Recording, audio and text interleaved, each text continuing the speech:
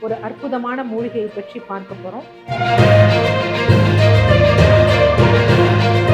அந்த மூலிகை யார் எடுக்கலாம், யார் எடுக்கக்கூடாது?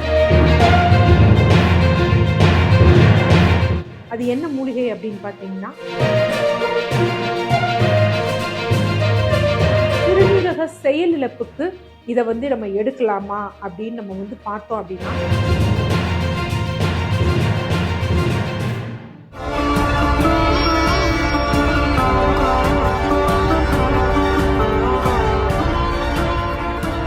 டிசிஹெச் வியூவர்ஸ் அனைவருக்கும் வணக்கம். தொடர்ந்து நமது சேனலுக்கு அளித்து வரும் ஆதரவிற்கு மனமார்ந்த நன்றி. இந்த பதிவுல ஒரு அற்புதமான மூலிகையை பற்றி பார்க்க போறோம். அந்த மூலிகை யார் எடுக்கலாம், யார் எடுக்கக்கூடாது? ஏன்னா சிலர் தவறான வழிகள்ல போய் எடுத்து பெரும் பிரச்சனைக்கு உள்ளாயிருக்காங்க. அது என்ன மூலிகை அப்படின்னு பார்த்தீங்கன்னா, ரணகல்லி அப்படிங்கிறது. யூஸ்வலா இது என்ன சொல்லுவாங்க அப்படின்னா, பொட்டானிக்கல் நேம் கேலன்சோ பின்னேட்டா அப்படின்னு சொல்லுவாங்க. இது என்ன டாக்டர் அப்படின்னா, யூஸ்வலா சொல்லுவாங்க கட்டி போட்டால் குட்டி போடும் அப்படின்னு. இலைகள் மாதிரி இருக்கும். அந்த இலைகள்ல இருக்கக்கூடிய ஒவ்வொரு பகுதியும் நம்ம ஒரு இலையை எடுத்து நட்டு வச்சோம்னாலே என்ன அப்படின்னு பார்த்தீங்கன்னா, அது செடியாக வளரக்கூடிய தன்மை உண்டு. இல்ல அந்த இலைகள் மண்ணை ஒட்டி இப்படி வச்சோம் அப்படின்னாலே, அதோட சைட்ல இருந்து என்ன அப்படின்னு பார்த்தீங்கன்னா, வேர்கள் விட்டு மண்ணுக்குள் போகும் தன்மை இருக்கு. ஸோ அந்த அளவுக்கு அ இதோட முக்கியத்துவம் அதுதான். கட்டி போட்டால் குட்டி போடும் அப்படின்னு சொல்லுவாங்க. ஆக்சுவலா இது பொதுவா பொது வழிகள்ல தெரிஞ்சது என்னன்னா, இது சிறுநீரகத்திற்கு நல்ல ஒரு மருந்து. சிறுநீரகத்தில் உள்ள பிரச்சனையை தீர்ப்பதற்குரிய நல்லது ஒரு மூலிகை அப்படின்னு. ஆனா இது யாரு எடுக்கலாம், இது யாரு எடுக்கக்கூடாது அப்படின்னு. ஏன் இந்த பதிவை நான் போடுறேன் அப்படின்னு பார்த்தீங்கன்னா, அண்மையில ஒரு சகோதரர் இளம் வயதினர் தான். ஸோ அவர் கன்சல்டேஷனுக்கு வந்திருந்தார். ஸோ கன்சல்டேஷனுக்கு வந்திருந்தப்ப என்ன அப்படின்னு பார்த்தீங்கன்னா, அவருக்கு கை, கால், முகம் இதெல்லாம் வீங்கி இருந்தது. ஸோ நார்மலாவே பார்க்கும்பொழுது தெரிஞ்சது கிட்னி ப்ராப்ளம் இருக்குன்னு. அவரே சொன்னாரு, "எனக்கு இப்படி கிட்னி ப்ராப்ளம் ஃபெயிலியரா இருக்கு" அப்படின்னு. ஸோ என்ன பண்ணீங்க? எவ்வளோ காலமா இருக்கு அப்படின்னு கேட்டப்ப என்ன சொன்னாங்க, 4 மாதம். ஸோ 4 மாதம் அவரோட கிரியாட்டினின் லெவல் பார்த்தீங்க அப்படின்னு பார்த்தீங்கன்னா, ஒரு 2.9 அந்த ரேஞ்ச்ல இருந்தது. 4 மாதத்துக்கு முன்னாடி கிரியாட்டினின் லெவல் எவ்வளோ இருந்தது அப்படின்னு பார்த்தீங்கன்னா, 1.5 தான் இருந்தது. ஸோ 1.5 இவ்ளோ ஆயிருக்கிறதுக்குரிய காரணம் என்ன அப்படின்னு. ஆக்சுவலா அவருக்கு இந்த கிட்னி ஃபெயிலியர் வருவதற்கு வேறு சில காரணங்கள் இருக்கு. பட் இந்த ஒரு டிராஸ்டிக்கா ஒரு சேஞ்சஸ் ஏன் இவ்ளோ ஷார்ட் டூரேஷன்ல நடந்ததுங்கிறப்ப அவர் சொல்றாரு, "இல்ல டாக்டர் நான் எங்கேயும் மருந்தெல்லாம் நான் சாப்பிடல. எந்த மருத்துவரிடமும் போகல. நான் என்ன பண்ணேன் அப்படின்னு பார்த்தீங்கன்னா, அந்த ரணகல்லி இருக்கு பார்த்தீங்களா? கிட்னி இலை இருக்கு. ஆக்சுவலா அது அவர் சொன்னது கிட்னி இலைன்னு தான் சொன்னாரு. ஃபர்தரா நம்ம கேட்கும்பொழுது தான் அவர் சொன்னாரு, அந்த ரணகல்லிய சொன்னாரு.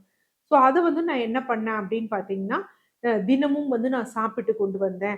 காலையில ஒரு 5 இலை, சாயந்தரம் ஒரு 5 இலை சாப்பிட்டுட்டு வந்தேன். ஆ ஆனா எனக்கு யூரின்லாம் நல்லா போச்சு. ஒண்ணும் பிரச்சனை இல்ல. ஆ ஆனா நானு டெஸ்ட் எடுத்து பார்க்கும்பொழுது இது ஏறிக்கிட்டே போச்சு. இப்ப எனக்கு மூச்சு வாங்குது அப்படின்னு சொல்லியிருந்தாரு. ஆக்சுவலா நீங்க உங்களுக்கு யாருங்க இது சொல்லியிருந்தாங்கன்னா, இப்படி YouTubeல ஒருத்தர் சொல்லியிருந்தாங்க. மருத்துவர் சொல்லியிருந்தாங்களா அப்படின்னப்ப, அவருக்கு அது சரியா தெரியல. பட் அந்த வீடியோ காமிச்சிருந்தப்ப, அவர் பொதுவான ஒரு நபர் தான். ஸோ அவர் என்ன சொல்லிருக்காரு, இது கிட்னிக்கு ரொம்ப நல்லது. கிட்னி ஃபெயிலியரையே சரியாக்கக்கூடிய தன்மை இதுக்கு இருக்கு அப்படின்னு. யூசுவலா நம்ம பல பதிவுகள்ல போட்டிருக்கதான். ஒன்ஸ் அந்த கிட்னில இருக்கக்கூடிய அந்த நெஃப்ரான்ஸ் டேமேஜ் ஆச்சுன்னா, டேமேஜ் ஆனதுதான். அத திருப்பி நம்ம உயிர் பெற முடியாது. இருக்கக்கூடிய நெஃப்ரான்ஸ் தான் நம்ம சீரா ஃபில்டர் பண்ணி, ஒர்க் பண்ணி நம்ம அந்த ஃபில்ட்ரேஷன இம்ப்ரூவ் பண்ண முடியும். ஸோ அது கிட்னி ஃபெயிலியர்ல ஒரு லேட்டர் ஸ்டேஜ்ல ரிவர்சபிள் அப்படின்னா, அது ரிவர்சபிள் கிடையாது. குணப்படுத்த முடியாது. பட் நோய ரொம்ப தீவிரமாக்காமல், பெரும் மருத்துவ செலவுகள், பெரும் நோய்க்கு போகாம, டயாலிசிஸ்க்கு போகாம, நம்ம ஒரு சஸ்டெய்னா என்ன அப்படின்னு பார்த்தீங்கன்னா, வாழ்க்கையும் வாழலாம். அந்த தான் ஒண்ணு பண்ண முடியுமே தவிர, ரிவர்ஸ் பண்ண முடியாது. ஸோ அப்படின்னு சொல்லி இவர் எடுத்திருக்காரு. ஸோ ஆக்சுவலா இந்த இந்த செடி ரணகல்லி இருக்கு பார்த்தீங்களா? இது யாருக்கு சிறந்தது? யார் எடுத்துக்கலாம் அப்படின்னா, சிறுநீரகத்திற்கு நல்லதானா? நல்லது தான். ஆனா, சிறுநீரக கற்கள் இருப்பவங்களுக்கு இது எடுத்துக்கலாம். ஆக்சுவலா சிறுநீரக கற்கள் இருக்கிறவங்களுக்கு, குறிப்பாக கால்சியம் ஆக்சலேட் ஸ்டோன் இருக்கிறவங்க, தினமும் காலையில் இது ஒரு இலை எடுக்கலாம்.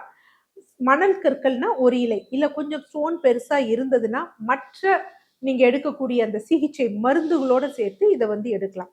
காரணம் என்ன அப்படின்னு பார்த்தீங்கன்னா, இதில் இருக்கக்கூடிய தன்மை பொட்டாசியம் சத்து வந்து இருக்கு. ஸோ பொட்டாசியம் சத்து இருக்கிறதுனால கொஞ்சம் நல்லாவே ஒரு குவான்டிட்டி இருக்கிறனால, இந்த கற்களை வந்து உடைக்கக்கூடிய தன்மை வந்து அதற்கு இருக்கு. ஸோ அதனால அது ஒரு பாசிட்டிவான விஷயம்.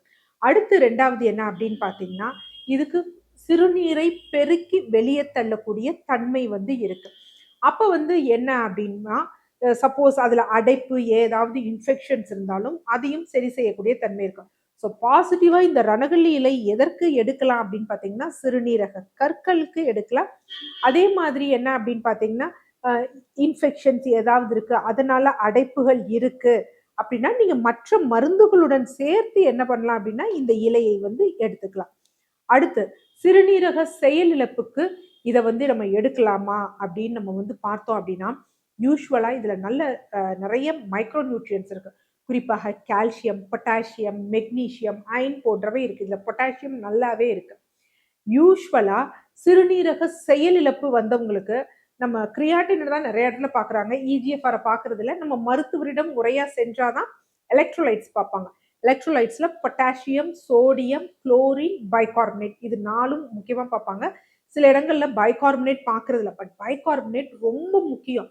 என்ன அப்டின்னா, நம்ம ஓவராலாவே நம்ம ரத்தத்தில் பிஹெச் வந்து எப்படி இருக்குங்கிறத பார்க்கணும். இந்த கார்பனேட்லாம் ஒரு சில லேப்ல 23 நார்மல் லோ வேல்யூவா இருக்கும். சிலதுல 20 நார்மல் லோ வேல்யூவா இருக்கும். ஸோ அதுக்கு கீழ போயிடுச்சுன்னா, நம்ம என்னதான் இத எடுத்து கொஞ்சம் இந்த கிரியாட்டின் குறைஞ்சு வந்தாலும், நமக்கு அடிஷனலா வந்து ப்ராப்ளம் ஏறிக்கிட்டே இருக்கும். ஸோ அதனால பைகார்பனேட்ஸும் பார்க்கணும். ரொம்ப முக்கியமான விஷயம். இந்த பொட்டாசியம்லாம் ரொம்ப சீரா இருக்கணும். ரொம்ப ஜாஸ்தியா இருந்தது அப்படின்னா, அது இன்னமும் நமக்கு என்ன பண்ணும் அப்படின்னா, இந்த பொட்டாசியம் ஜாஸ்தி ஆகும்பொழுது சில சமயம் சோடியம் கீழ போயிடும். ஸோ அப்ப என்னன்னா, ஒரு மயக்க நிலை, படபடப்பு அந்த மாரி விஷயங்கள் வரும். ஸோ அதனால தான் நெறைய மருத்துவர்கள், நவீன மருத்துவர்கள் என்ன பண்ணுவாங்க அப்படின்னா, நீங்க மூலிகை சார்ந்த மருந்துகள் எடுக்காதீங்க. ஏன்னா, அதுல வந்து பொட்டாசியம் ஜாஸ்தியா இருக்கும் அப்படின்னு. ஆக்சுவலா பாரம்பரிய மருத்துவர்களான முறையான படித்த சித்த மருத்துவர்கள், ஆயுர்வேத மருத்துகள் அப்படியே வந்து குடுக்க மாட்டாங்க. ஒண்ணு டிகாஷன் இது எந்த அளவு பொட்டாசியமா வந்து இதாகாது. அது மாரி ப்ராப்பரா பார்த்து தான் நம்ம வந்து குடுப்போம். ஆக்சுவலா அண்மையில ஒரு ஒரு பெரியவர், முதியவர் வந்து கேட்டிருந்தார். என்ன அப்படின்னு பார்த்தீங்கன்னா, ஆ இந்த இது வந்து அது ஆக்சுவலா சயின்டிஃபிக்கா வந்து இது உங்களுது சயின்டிஃபிக்கா அப்படின்னு நான் அவர்ட்ட கேட்டேன். சயின்டிஃபிக் எஸ்டாப்ளிஷ்மென்ட்னா என்ன அப்படின்னு கேட்கும்போது கேட்டேன். அவருக்கு அதுக்கு விளக்கம் தெரியல. பட் பொது வழிகள்ல ஆ எல்லாரும் சொல்றது இது சயின்டிஃபிக்கானது இது கிட்னிக்கு கிடையாது. ஆக்சுவலா சயின்டிஃபிக் அப்படிங்கிறப்ப ஒரு மருந்துகளை குடுக்கும் பொழுது, அதுல பக்க விளைவுகள் எதுவுமே அதுல வந்து ஏற்படுத்தக்கூடாது. அதே மாரி அது இம்ப்ரூவ்மெண்ட்ட வந்து குடுக்கணும். அது நமக்கு ரிசல்ட்ஸ்ல வந்து தெரியும். லேப் ரிசல்ட்ஸ்ல வந்து தெரியும். ஸோ அப்படி இருக்கா அப்படின்னா, நமது பாரம்பரிய மருத்துவமான சித்த மருத்துவமும், ஆயுர்வேத மருத்துவத்திலும் இருக்கிறது. மருத்துவர்களும் அத ஃபாலோ பண்ணி, அந்த டேட்டாஸ்லாம் வந்து எடுத்து தான் நாங்க வச்சிருக்கோம். ஓகேவா? ஸோ அது ரொம்ப முக்கியமான விஷயம். ஸோ அப்ப வந்து என்ன ஆகும்னா, இந்த மாதிரி பொட்டாசியம் இது எடுக்கும் பொழுது, இன்னமும் சிறுநீரகம் அதிகமாக பாதிக்கப்படும். இவர் விஷயத்துல நடந்தது அதுதான். இங்க இவர்களுக்கு கற்கள் இல்ல. வேறு சில காரணங்களால தான் இவருக்கு வந்து இந்த மாரி ஆயிருக்கும் பொழுது, இவர் இத ஃபாலோ பண்ணது ரொம்ப தவறான விஷயம். அடுத்து 2வது விஷயம் என்ன அப்படின்னு பார்த்தீங்கன்னா, இதுல நெறைய ஆர்கானிக் அமிலங்கள் வந்து இருக்கு. ஸோ இந்த ஆர்கானிக் அமிலங்கள் மற்றும் இல்லாமல் இதுல கார்டியாக் கிளைகோசைட்ஸ் இருக்கு. ஸோ அந்த மாரி விஷயங்கள் எடுக்கும் பொழுது, அவங்களுக்கு பெரும் பாதிப்பை ஈவன் இருதய சம்பந்தப்பட்ட பிரச்சனை, இருதய மருந்துகள் எடுக்கும் பொழுது, அந்த டோஸோட இன்டராக்ஷன் ஆகக்கூடிய அந்த ட்ரக்கோட இன்டராக்ஷன் அது வேலைகளை வந்து இடையூறு செய்யும் தன்மை வந்து இதற்கு வந்து இருக்கு. ஸோ அதனால வந்து என்ன அப்படின்னா, எடுப்பது அவ்வளோ சிறந்த விஷயம் கிடையாது. எடுக்கக்கூடாது. எடுத்தோம்னா நமக்கு பாதிப்புகள் தான் வந்து அதிகமாக வந்து நமக்கு ஏற்படும். பட் அதை தாண்டி இதுல வந்து பார்த்தீங்க அப்படின்னா, சில நல்ல ஆசிட்ஸ் இருக்கு. மாலிக் அமிலம் இருக்கு. அதே மாரி வந்து சிட்ரிக் ஆசிட் இருக்கு. விட்டமின் சி இருக்கு. இதெல்லாம் ஓகே. அப்ப சிறுநீரக கற்களுக்கு இது ஓகே தான். ஆனா சிறுநீரக செயலிழப்புக்கு இது ஓகே கிடையாது. Okay doctor. எனக்கு சிறுநீரக கற்களோட சிறுநீரக செயலிழப்பு வந்து இருக்கு. அப்ப நான் வந்து இத எடுத்துக்கலாமான்னா, என்ன காரணம்னா, கற்கள் அதிகமாக இருந்தாலும் நமக்கு ஃபில்ட்ரேஷன் வந்து சரியா இருக்காது.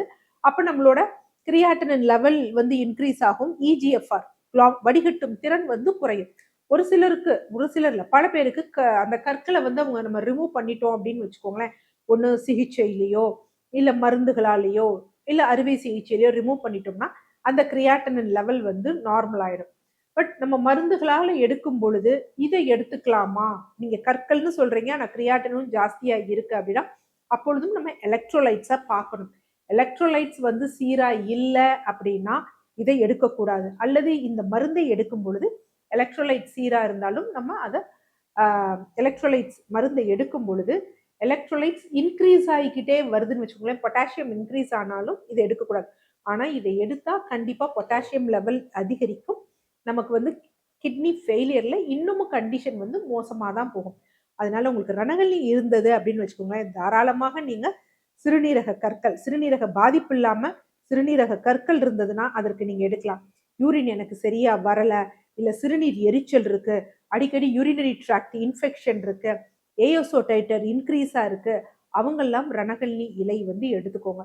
சிறுநீரக செயலிழப்பு இருக்கு அப்படின்னா தயவு செய்து ரணகல்லி வந்து எடுக்காதீங்க.